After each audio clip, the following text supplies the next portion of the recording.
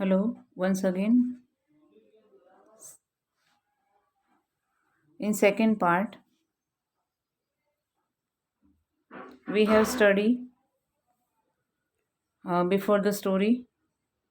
Now, while I was thinking of all this, second paragraph, मतलब while I was thinking of all this, जब ये सारी चीज़ों को वो सोच रहा था, I heard my name called.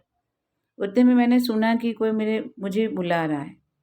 It was my turn to recite. मतलब कि मेरा टाइम आ चुका था आवाज़ देने के लिए, आंसर देने के लिए. आपको भी पता है कि क्या किस बात किस रिगार्डिंग वो बुलाना चाहते हैं. तो पास्ट पार्टिसिपल की बारी उसकी आई, उसको अब आंसर देना था.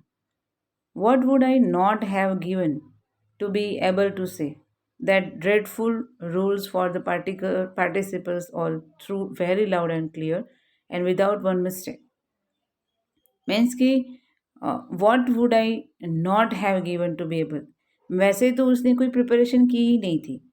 दूसरी बात कि उसको कोई इंटरेस्ट था ही नहीं. तो ऑब्वियस वो एबल था ही नहीं. क्या रूल्स है, पास्ट पार्टिसिपल के बारे में क्या बोलना है, और वो क्लियर भी नहीं था उसके लिए. तो एनी विदाउट वन मिस्टेक, कोई भी गलती के बिना वो बोले ऐसा तो हो ही नहीं सकता था. तो ऐसा कुछ होगा, एक क्वेश्चन है उसके दिमाग में. But I got mixed up on the first word and stood there holding on my desk, my heart beating and not daring to look up. मतलब कि ये जो मैं जब सोच रहा था, मतलब जो ये जिसने बुलाया, मतलब किसने, एम हैमल ने बुलाया, फिर वो प्रिपेयर भी हो गया मेंटली कि नहीं, मुझे अब मेरा टर्न आया, मुझे आंसर देना पड़ेगा.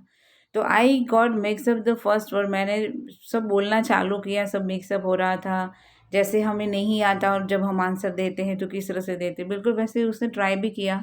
वो खड़ा भी हो गया, stood there and holding on my desk, और पकड़ के रखा, क्योंकि उस टाइम बॉडी भी वाइब्रेट होती है जब कुछ पता नहीं होता और आंसर देना होता है तब.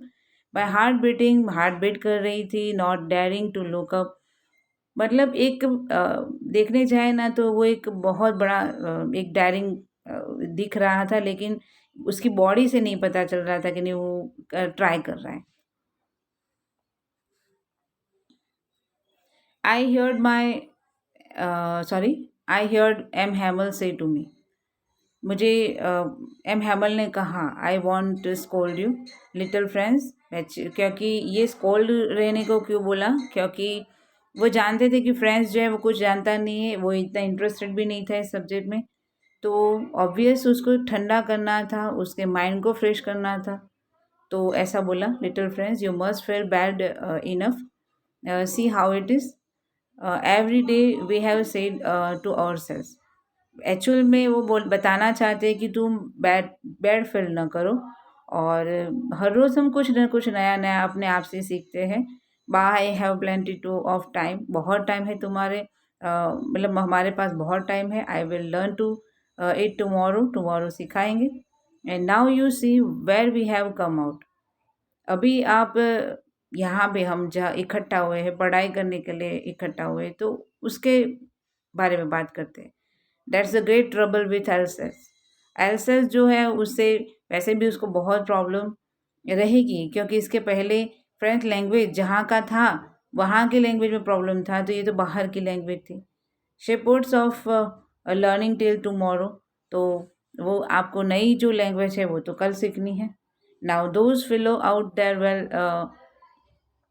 Will have the right to say to you how it is you printed to be a Frenchman, and yet you can neither speak nor write your own language.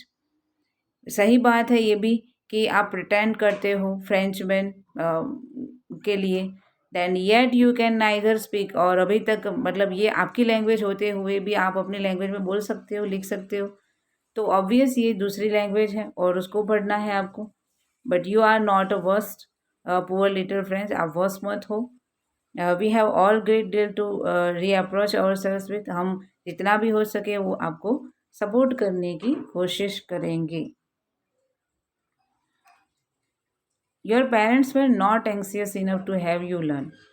Actual में क्या है, अब उसके जैसे हम लोग बताते हैं अपने पेरेंट्स को पेरेंट्स के लिए कि आपके पेरेंट्स यहाँ पे आपको पढ़ाई करने के लिए भेजते हैं, तो आप क्या समझते हो, क्या सोचते हो? वो किस तरह की स्ट्रगल करके आपको यहाँ पे पढ़ाई करने भेजते हैं, ठीक है? तो ये सारी बातें भी ये समझाना चाहते हैं M हैमल।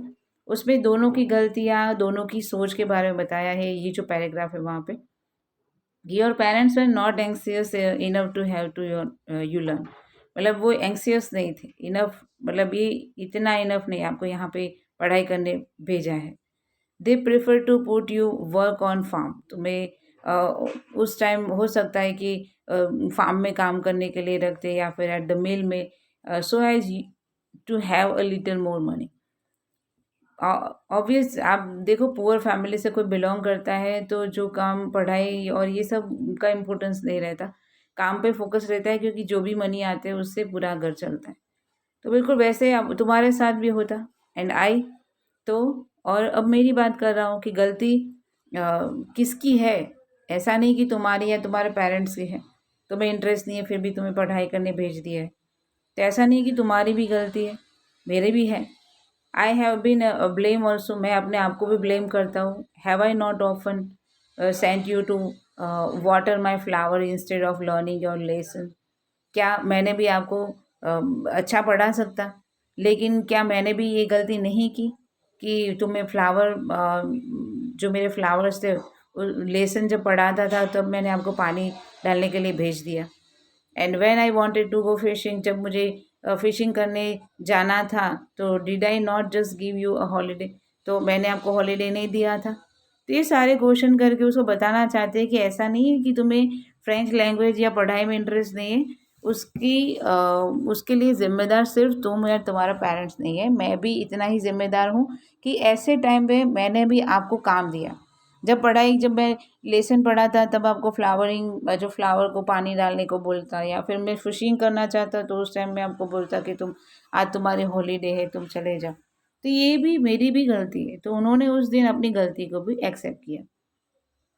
Then from one thing to another, M Hamel went to talk of the French language.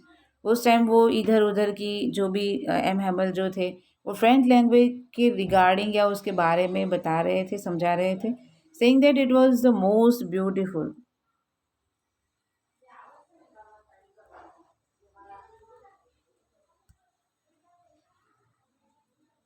उस टाइम उन्होंने बताया कि फ्रेंच लैंग्वेज कैसी है, तो फ्रेंच लैंग्वेज जो है बहुत ही ब्यूटीफुल है इन द वर्ल्ड, पूरी दुनिया में।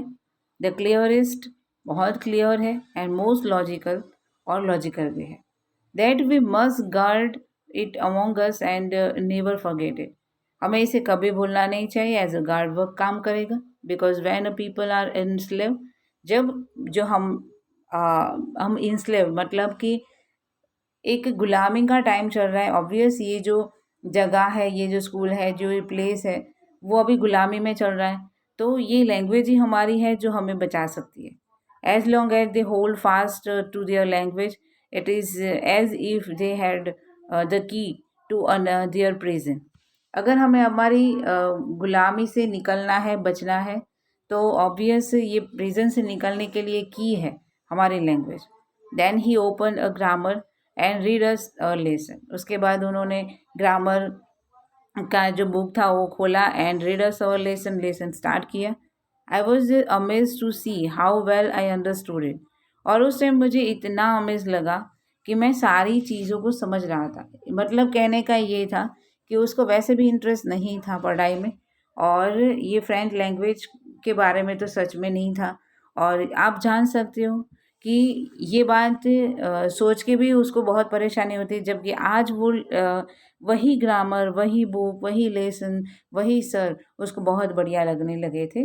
वो सारी चीज़ों को समझ रहा था।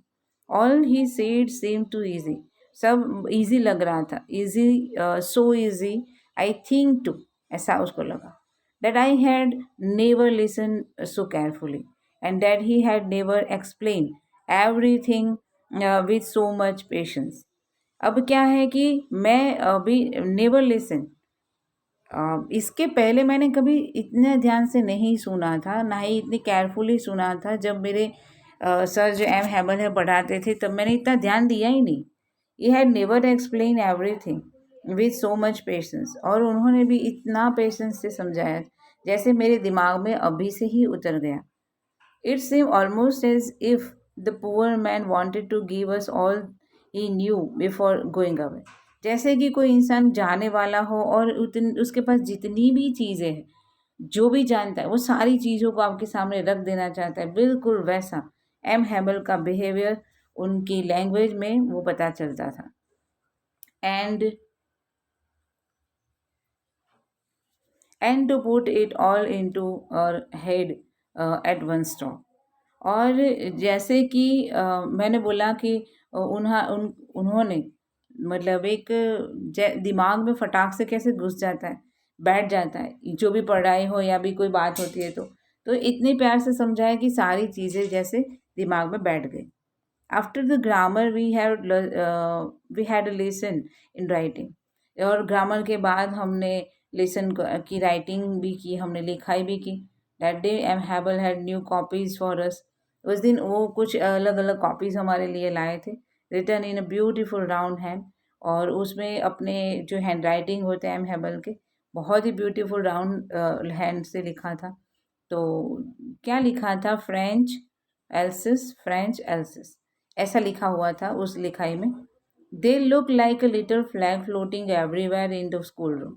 ऐसा लग रहा था कि पूरी क्लास में जैसे एक फ्लैग फ्लोटिंग कर रहा हो, उन लोगों के साथ देते हैं ना, और फिर हम लगाते हैं क्लास में, बिल्कुल पूरे क्लास में ऐसे दिख रहा था, ऐसा लग रहा था कि जैसे लिटिल फ्लैग फ्लोटिंग कर रहा है।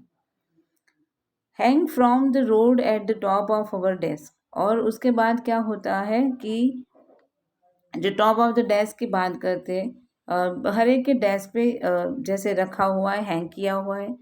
You ought to have seen how every one set to work. और सबने जैसे उसको सेट किया हुआ है, every one set to work. और बहुत मतलब सारे जो स्टूडेंट्स हैं वो बहुत साउंड भी, बिल्कुल आवाज़ भी ना हो वैसे काम कर रहे हैं। And how quite it was, क्या इतना सन्नाटा, इतना क्वाइट कैसे कोई हो सकता है, इतना सन्नाटा था। The only sound was scratching on the pen, sorry of the pens over the paper. सिर्फ उस टाइम जो आवाज़ आ रही थी वो किसकी आवाज़ आ रही थी? तो पेपर पे जो पेन से लिखते और पेन की स्क्रैचिंग की आवाज़ आ रही थी बस, और कोई आवाज़ नहीं। इतना सन्नाटा था पूरे क्लास में। The only sound was scratching of the pen over the paper.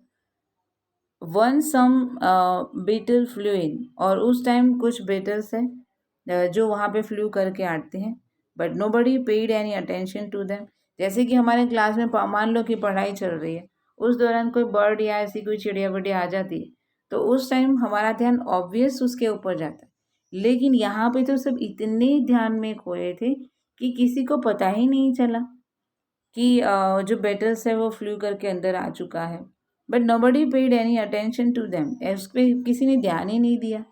Not even the little ones. कोई छोटे बच्चे जो वहाँ के थे उन्होंने भी उस पर ध्यान नहीं दिया, क्योंकि छोटे बच्चे का ध्यान मतलब उनका मन चंचल होता है, तो ज़रा सी भी आवाज़ आती है तो तुरंत वहाँ पे देखते। लेकिन ये छोटे बच्चे वहाँ पे जो थे उन्होंने भी उस पर ध्यान नहीं दिया। Who works right on tracing their fish hook as if that was a French too. On the roof of the pigeon coo very low, and I thought to myself, will they make them sing in German, even the pigeons? Pigeons के बारे में यहाँ पे बताया है कि जैसे छोटे बच्चों का भी अटेंशन उस पर नहीं, अटेंशन है वो ध्यान कहीं और नहीं भटकता। नॉट लिटिल वन, छोटे बच्चों का भी बताया है यहाँ पे। तो ऐसे ये फ्रेंच लैंग्वेज ऐसी है। और उतने में जो पिजन्स होते हैं वहाँ पे आते हैं मतलब उनकी घुर्राने की या फिर उनकी आवाज़ें आती है छोटी छोटी। लेकिन वो आवाज़ धीरे धीरे जो रूप से आ रही थी, I thought to myself, उस टाइम मैंने ये सोचा, क्योंकि बाकी सबका ध्यान तो कहीं और नहीं जाता, अभी ये फ्रेंड्स है तो फ्रेंड्स का आवाज़ या फिर उसका दिमाग तो घूमता ही रहता है। तो उसको आवाज़ आई कि रूप पे पिजन्स आए और उनकी आवाज़ आ रही है। तो उस टाइम उसको एक क्वेश्चन होता है कि will they make them sing in German, क्या वो भी जर्मन में जर्मन सीखेंगे, गाना गाएंगे, इवन द पिजन्स। जैसे हम अभी गुलामी के दौर पे चल रहे हैं तो ऑब्वियस हमें जर्मन सीखनी होगी, तो क्या है, वैसे भी ये लोग भी जर्मन में फिर गाएंगे अपनी ये जो सॉन्ग गा रहे हैं वो. Whenever I looked up from my writing, I saw M. Hamel sitting motionless in his chair and gazing first at the thing, one thing, then at another, as if he wanted to fix in his mind just how everything looked in the little schoolroom. अभी क्या होता है कि I looked up from my writing, वैसे वो writing को देख रहा है. आई सो एम हैमल सिटिंग. उस टाइम मेरी मेरी जो नज़र है वो जो एम हैमल है उस पे जाती है. तो एम हैमल जो थे वो कैसे बैठे, मोशनलेस है इन हिज चेयर, उनकी चेयर पे बैठे. Gazing first at the thing, जैसे कुछ गेज कर रहे एक जगह पे ही, जैसे टुकुर टुकुर देख रहे हैं, कुछ सोच रहे हैं. Then at one another, as if he wanted to fix in his mind just how everything looked in the little schoolroom. कैसी हर एक चीज़ कहाँ पे रखी हुई है वो जैसे कवर कर रहे हैं अपने माइंड में, जैसे माइंड में बिठा रहे हैं कि कैसा रूम था होगा. जब वो चले जाएंगे तो उसके बाद ये पास हो जाएगा. तो वो सारी चीज़ों को जैसे अपने दिमाग में बिठा रहे हैं. फ्रेंजी फॉर 40 years, ऑब्वियस उन्होंने 40 years यहाँ पे काम किया. He had been there in the same place. और एक ही जगह पे 40 साल तक काम करो तो उससे एक बहुत अलग तरीके का लगाव हो जाता है. With his garden outside the window, window के बिल्कुल वो जो क्लास है उसके विंडो है और विंडो से बिल्कुल बाहर नज़र आ जाए तो वहाँ पे गार्डन हुआ करता है. तो his class in front of him, और उसके क्लास के फ्रंट में ही था.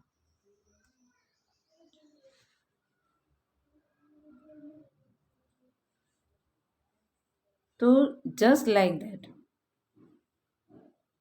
और वहाँ पे और चीज़ें क्या देखी, तो only the desk and benches have been worn smooth. वहाँ पे जो डेस्क और बेंचेस थी वो धीरे धीरे इतने सालों से बच्चे बैठे अलग अलग टाइप के, तो वो इतनी स्मूथ हो चुकी है. वो बताया. The walnut tree in the garden way taller. वहाँ पे जो अखरोट, आपको भी पता है वेलनट क्या होता है, तो अखरोट का जो पेड़ है वो भी बहुत बड़ा हो चुका है.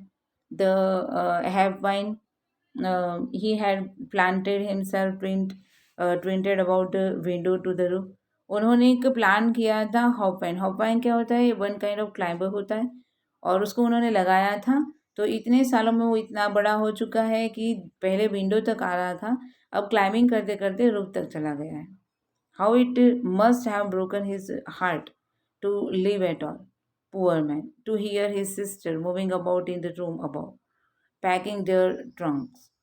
अभी क्या है कि ये जो एम हैमल मतलब फ्रेंड्स जो है वो सोच रहा है कि how it must have broken his heart उन टू लीव इट ऑल. ये सारी चीज़ों को छोड़ने से उनके, यानी कि एम हैमल को के हार्ट टूट जाएगा, उनका मतलब दिल टूट जाएगा.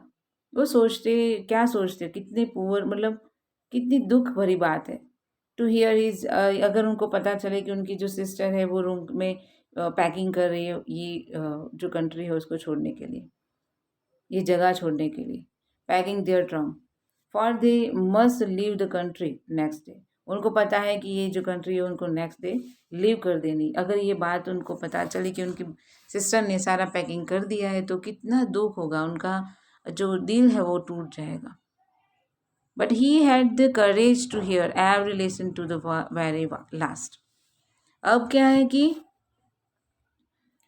एक सारे जो लेसन्स जो थे उससे बेटर ये जो लास्ट लेसन है बहुत ही करेजियस था.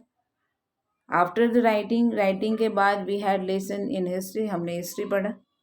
Then the babies chanted their ba be bi bo bo, मतलब कि वहाँ पे छोटे बच्चे भी पढ़ाई कर रहे थे तो उनकी भी मतलब दूसरी आवाज़ें नहीं आ रही थी, जस्ट यही आवाज़ आ रही थी कि वो भी पढ़ाई में ध्यान दे रहे हैं.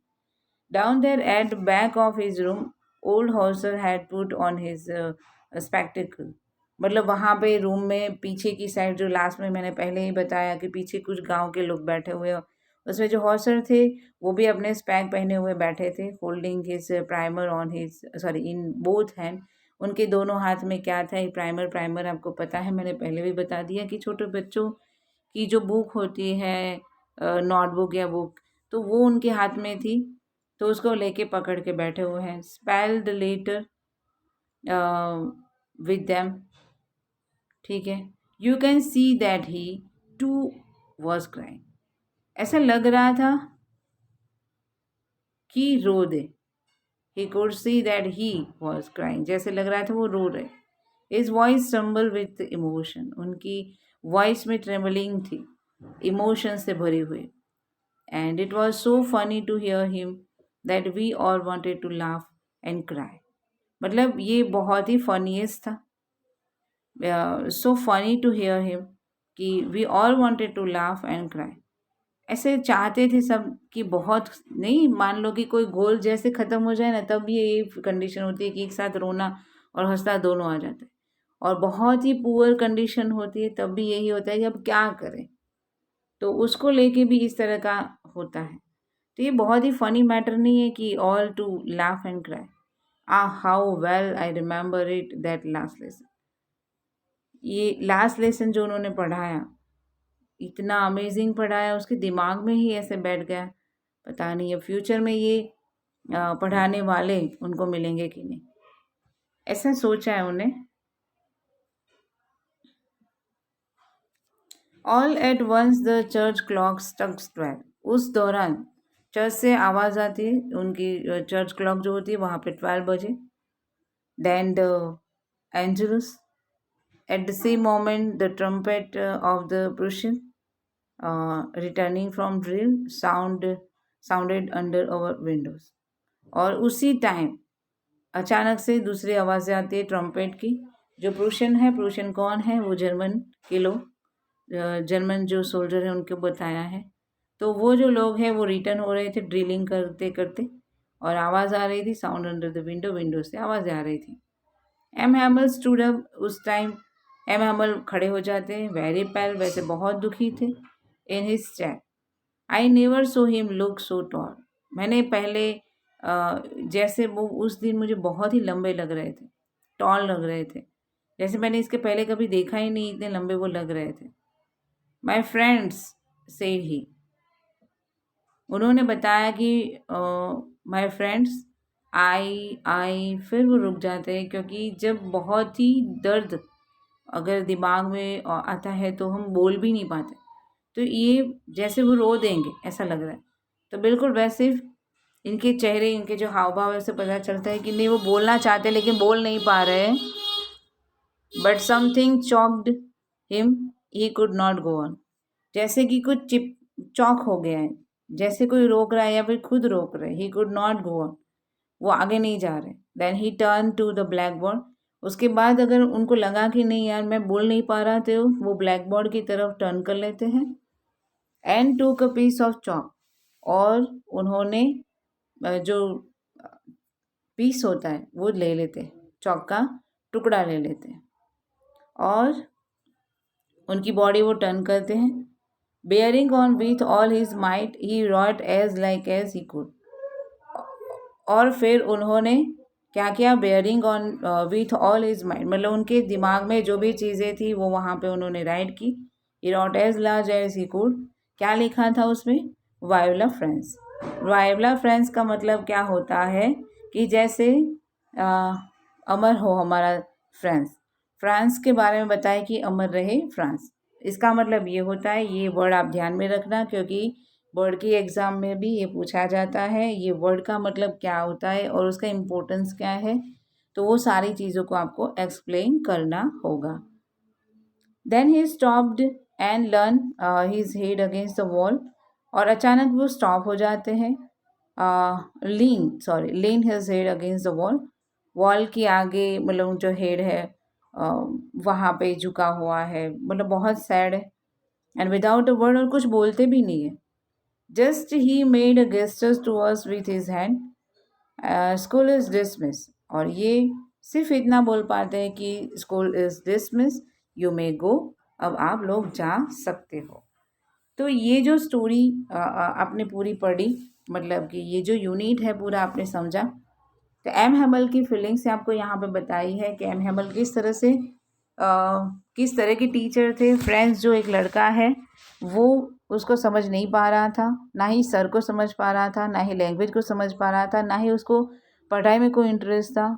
वैसे वो दिल से बहुत अच्छा था, सिर्फ लेज़ी था।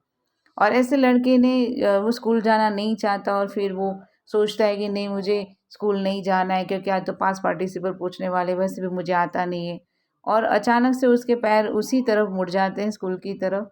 वो स्कूल में जाता है, जैसे जनरली वो देखता है कि स्कूल में कैसी आवाज़ें आती हैं, बच्चों की आवाज़ें आती है, डेस्क की आवाज़ आती होती है, एक साथ बच्चे बोलते हैं वैसी आवाज़ आती है। लेकिन उस दिन तो जैसे सन्नाटा सा छाया हुआ था। और जब वो स्कूल जाता है और उसको पता था कि नहीं एम हैमल तो बहुत ही अकड़ू है, तो ऑब्वियस वो मुझे डांटेंगे हर हर रोज़ की तरह। लेकिन एम हैमल उस दिन कुछ नहीं बोले। एम हैमल ने बहुत अच्छे कपड़े पहने हुए थे। जब वो एंटर करता है तो बोलते हैं सर कि आप अपनी जगह ले लो, आप हम तो वैसे भी लेसन स्टार्ट करने वाले थे, लेकिन आप अगर लेट होते तो आपके बिना ही स्टार्ट करना पड़ता, लेकिन अब आ चुके हो तो आप बैठ जाओ। इतनी काइंडली बात करते हैं तो फ्रेंड्स को एक दिमाग में एक सोच आती है कि यार अचानक से इतना चेंज क्यों। फिर वो समझ तो अभी समझ रहा है, और उतने में उसकी नज़र लास्ट बेंच जो होती है वहाँ पे जाती है, वहाँ विलेजर्स बैठे हुए हैं। तो वो क्यों बैठे, वो भी उसके दिमाग में क्वेश्चन चल रहा था। फिर एम हैमल ने पढ़ाई स्टार्ट की, पास पार्टिसिपल के बारे में पूछने की कोशिश की, समझाने की कोशिश की। वो सारी चीज़ें हो जाने के बाद इन्होंने सोचा क्या कि यही अ, जो एम हैमल है वो अब लीव करने वाले हैं, और ये उनका लास्ट लेक्चर था, लास्ट लेसन पढ़ाने वाले थे। दूसरे दिन जर्मन लैंग्वेज उनको पढ़नी थी, तो वो बता रहे थे कि फ्रेंच लैंग्वेज कितनी इम्पोर्टेंस है। और उसके बाद कुछ हिस्ट्री के भी लेक्चर्स लिए। जो फ्रेंच था उसने बहुत ही ध्यान से उसको सुना है, बहुत ही ध्यान से उसने पढ़ा है। पहली बार ऐसा लगा कि जैसे एम हैमल बहुत मतलब लव उसको उसके अटैचमेंट हो जाता है, और पढ़ाई से भी अटैचमेंट हो जाता है। लेकिन उसको ये नहीं पता था कि ये लास्ट दिन होगा, कि जिस दिन इस बात को वो समझ पाएगा। मतलब बहुत ही देर हो चुकी थी। और फ्रेंड्स जो एम हैमल जो थे वो लास्ट में इतना मतलब बोलना चाहते हैं कुछ, लेकिन नहीं बोल पाते, तो वाइल्ड फ्रेंड्स जैसे बोर्ड पे लिख देते हैं, और उसमें लेक्चर ख़त्म हो जाता है, और उनका जो लास्ट लेक्चर जो था वो ख़त्म हो जाता है। फ्रेंड्स जो है वो बहुत ही दुखी हो जाता है सोच के कि आज लास्ट डे क्यों है। अभी तभी तो मैं समझा था सर को, अभी अभी तो मैं लैंग्वेज को समझा था, अभी अभी तो मैंने सारे बुक्स को लव किया किए करने का स्टार्ट किया, एक अटैचमेंट जुड़ गया था उससे। तो अचानक से ये सब क्यों हुआ। तो I hope so you understand. Thank you so much.